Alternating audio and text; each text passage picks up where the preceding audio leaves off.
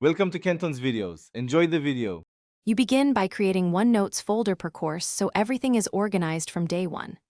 Once done, enable iCloud Sync to keep notes mirrored across iPhone, iPad, and Mac.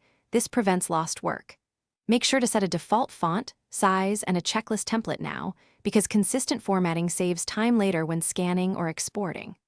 Start a sample note and add course metadata, professor, semester, and meeting times so you can filter quickly. Now focus on how you capture and structure information during classes.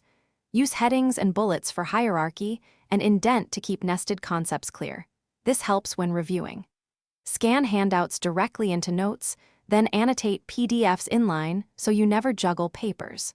Once you have related material, create internal note links to connect lectures with assigned readings and projects. Doing this builds a web of knowledge that makes retrieval fast when studying or writing papers.